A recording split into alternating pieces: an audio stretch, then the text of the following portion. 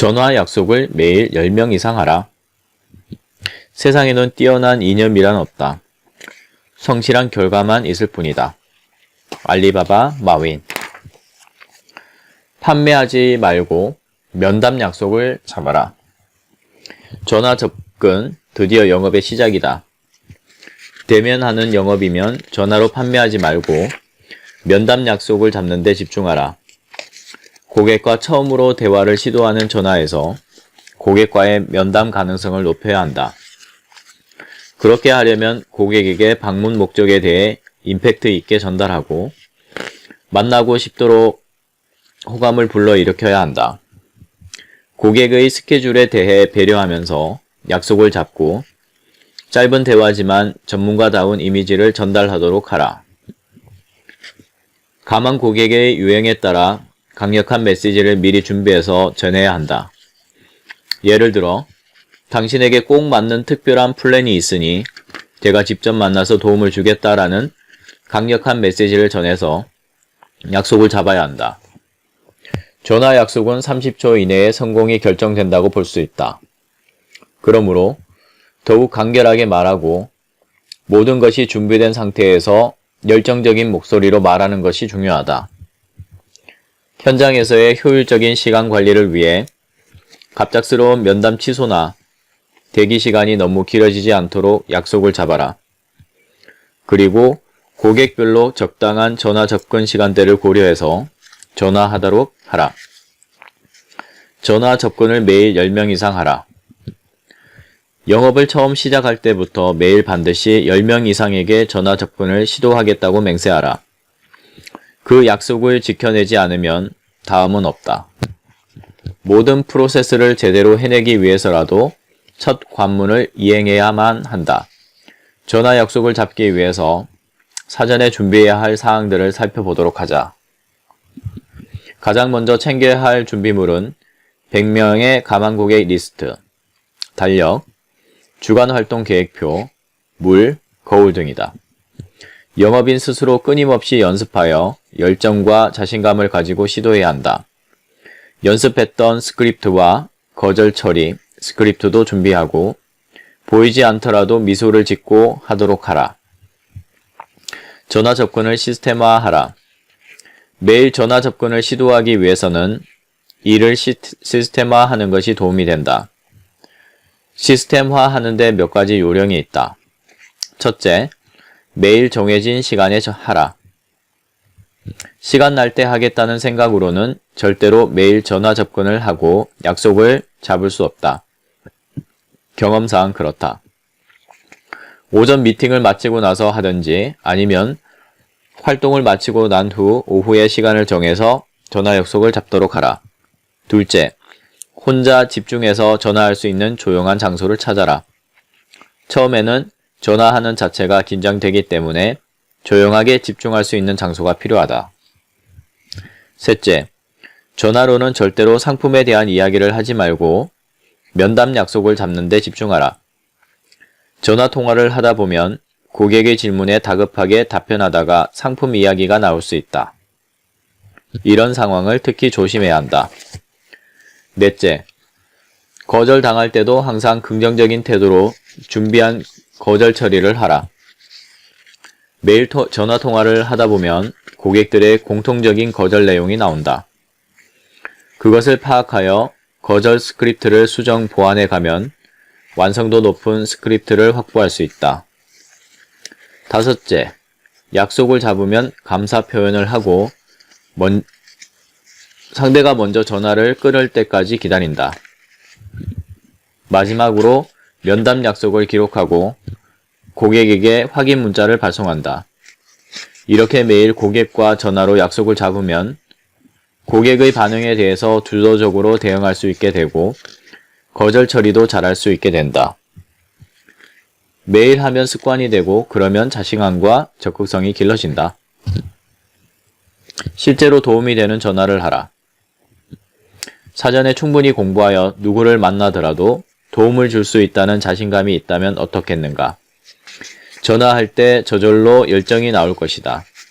그러므로 이러한 준비가 기본이 된 상태로 전화 약속을 실시하라. 그럼 전화 약속을 잡을 때 어떻게 해야 하는지를 살펴보자. 먼저 경쾌한 목소리로 자신 있게 자기소개를 시작하라. 처음 느낌이 좋으면 끝까지 좋은 분위기로 진행되므로 첫인사 30초가 가장 중요하다. 호감 있게 자기소개가 끝나면 상대를 어떻게 알고 전화하게 되었는지 설명하라. 소개자의 영향을 강조하면 좋다. 그러면 상대의 거부감을 줄이고 호기심을 자극할 수 있다. 예를 들어, 김다정 과장님 맞으시죠? 저는 이고은 부장님 소개로 전화드린 나진실FC라고 합니다. 이고은 부장님께서 제 도움에 굉장히 만족을 하셔서 김다정 과장님을 소개해 주셨는데요.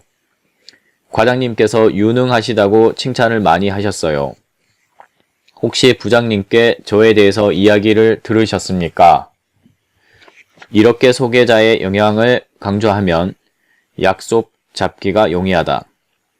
다음은 전화한 목적에 대해서 임팩트 있게 말해야 한다. 다름이 아니라 과장님과 가정에 특별히 도움이 되는 정보를 드리려고 전화드렸습니다. 이렇게 전화하는 목적이 도움이 되는 정보 전달이라는 점을 명확히 하라.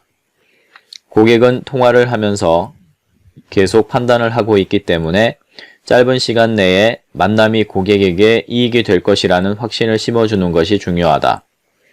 이렇게 전화의 목적에 대해서 말하면 당연히 거절 처리가 나오게 되어 있다. 다음으로 거절 처리에 대한 예를 살펴보자. 과장님, 도움이 될지 안 될지는 저를 만나보고 판단하셔도 됩니다. 소개해주신 이고은 부장님도 처음에는 굉장히 부담스러워 하셨지만 저를 만나보시고는 상당히 도움이 되셨다고 하시면서 과장님을 소개시켜 주셨습니다. 꼭 만나서 도움을 주라고도 당부하셨습니다. 과장님, 수요일 오전이 좋을까요? 목요일 오후가 좋을까요?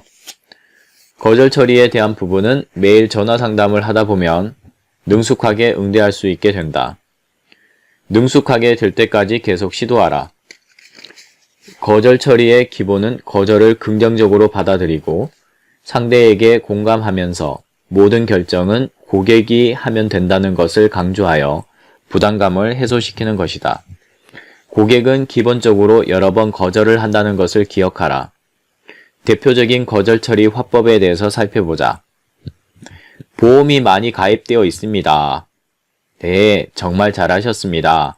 과장님께서 가족들을 위해 미래에 대해 잘 준비해 놓으셨는데 그것이 합리적인 것인지 제가 도움을 드리겠습니다.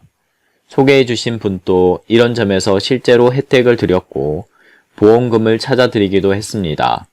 이 분야에 대해서는 제가 전문가이므로 찾아뵙고 도움을 드리도록 하겠습니다. 우편이나 이메일로 자료를 보내주세요. 네, 과장님. 물론 그렇게 할 수도 있습니다. 그러나 제가 과장님께 도움을 드리려고 하는 내용은 과장님과의 상담을 통해서만 도움을 드릴 수 있는 특별한 내용입니다. 바쁘시더라도 제게 10분만 시간을 내주시면 직접 찾아뵙고 도움을 드리겠습니다. 보험회사에 아는 사람이 많이 있습니다. 아, 네, 그러시군요. 저도 주변에 많은 분들이 계시는데요. 그런데 과장님, 저는 이 분야의 특별한 노하우를 가지고 있는 전문가입니다. 소개해 주신 이고은 부장님도 보험회사에 아는 분들이 많이 계시지만 저에게 도움을 받으시고 굉장히 만족해 하셨습니다. 과장님을 직접 찾아뵙고 특별한 도움을 드리도록 하겠습니다. 굳이 보험이 아니더라도 한번 찾아뵙고 인사드리겠습니다. 고객이 상담을 거절하는 이유는 상담에 대한 선입견 때문이다. 또는 현 상태를 개선할 생각을 해본 적이 없고 그것이 얼마나 중요한지를 모르고 있기 때문이다. 그렇기 때문에 현 상태에 만족하고 있다. 또 영업당한다는 것에 대한 거부감도 있다. 거절을 당연한 것이라고 생각하라. 그리고 고객을 위해서라도 확신을 가지고 적극적으로 대처하라. 매일 10명 이상에게 전화하겠다는 자신과의 약속을 실천함으로써 본격적인 영업활동을 시작해야 한다. 영업의 시작인 전화에서 성공하라.